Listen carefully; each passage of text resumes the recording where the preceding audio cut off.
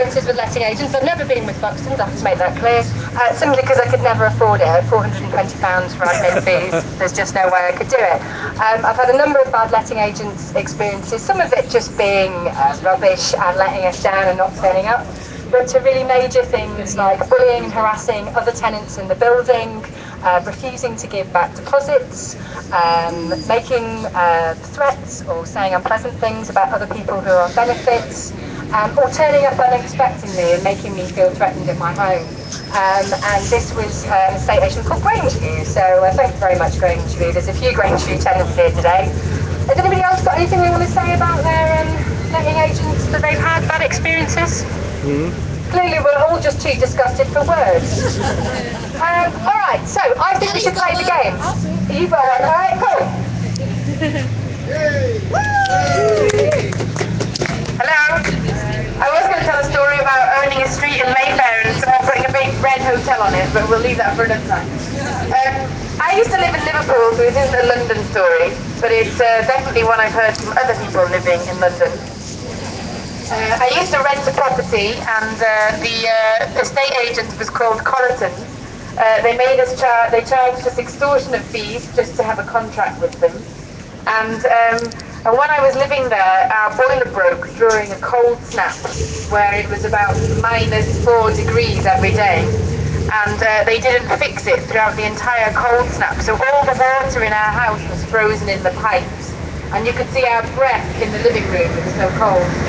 And then we got a really bad problem with rising damp, which lasted pretty much for the rest of our tenancy, which they wouldn't fix. And some of the walls in the house were so damp that they were entirely black from mould.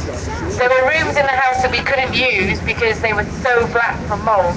And we all got problems with our chests, and all of our food would go mouldy really quickly because it was so damp in the house. And the letting agents refused to fix it, so we got environmental health in on 3 occasions, and they ignored all the notices until they passed their sort of legal period, and then they forwarded them to the landlord. In the end, we stopped paying rent, and we were lucky enough that they didn't come after us, but they could have even taken us to court despite all the problems. And so they didn't give us our deposit back because they said that we hadn't paid the rent despite everything that had happened. And they ended up being published in the student paper, because I was a student at the time, as one of the worst landlords for students. They really basically ruined our lives for 9 months. It was absolute hell to live there, so that's why I'm here today.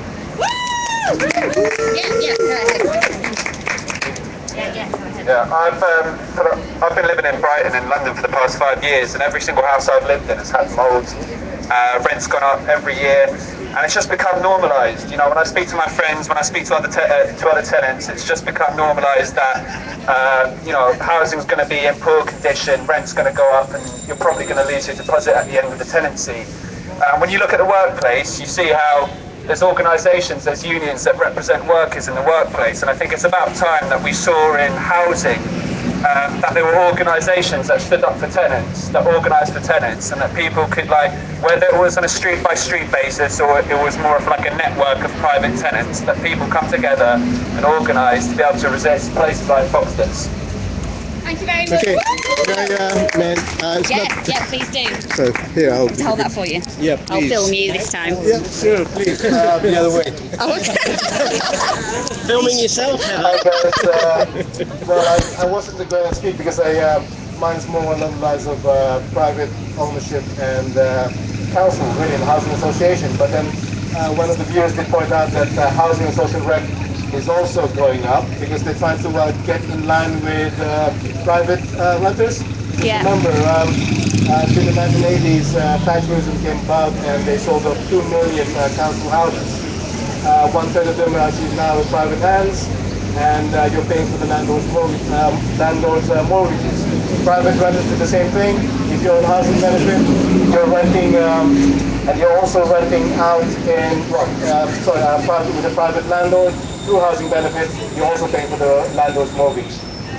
The problem we have is that they also got rid of rent control during 1988, 1989.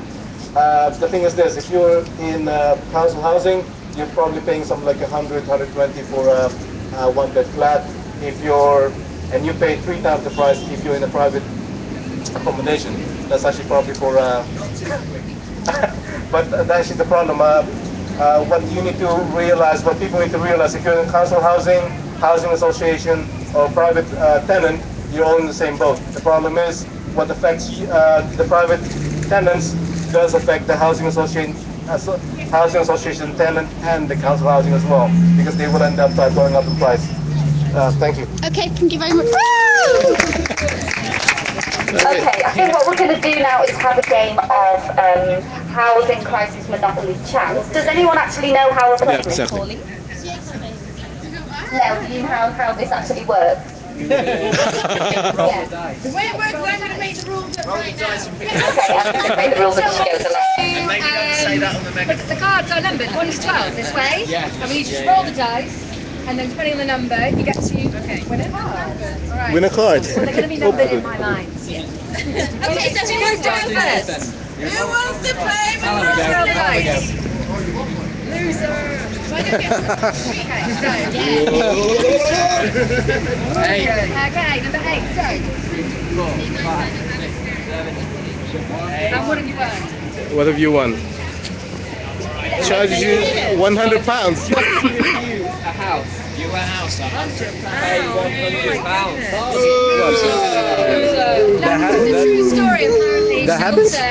came out with this and said that some letting agents were charging people just to view the house, whether you took it or not. And that actually is illegal. There is regulation against that. You're not allowed to do that. So, thank you very much. Yep. Use the megaphone. Who's next? No. Did you get a picture? Oh, yeah. So, how'd it go? Right, who wants to Who's next? Who's going to go next? Elizabeth. Take the dice. Good luck. Woo! 6, 2, 4. Maybe 1, 2, 3. Keep going round. Where does it start here?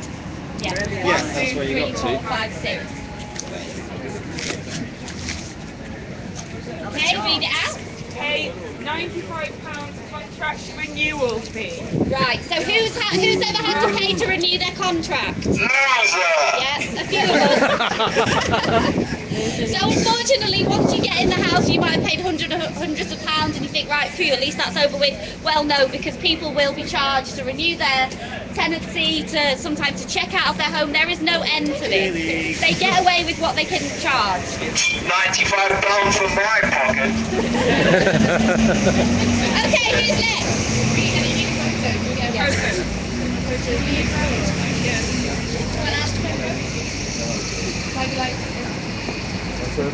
Yeah. Yeah. I like the technique. 9. Okay, 1, 2, 3, 4, 5, 6, 7, 8, 9. That one there. By the way, we're moving the numbers around. Don't discriminate here. Okay, read it out. Go on out. Your rent has been increased 10%. Pay an extra £20 on every turn. Okay, folks. Okay, everyone, we're going to pick ourselves up and we're going to move on to the next location now, so follow us. Okay. Can we have a boo for Foxton?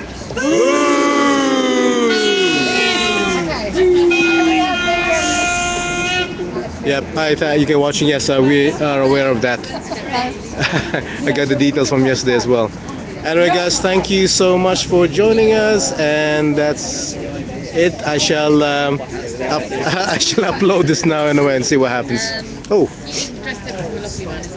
Oh.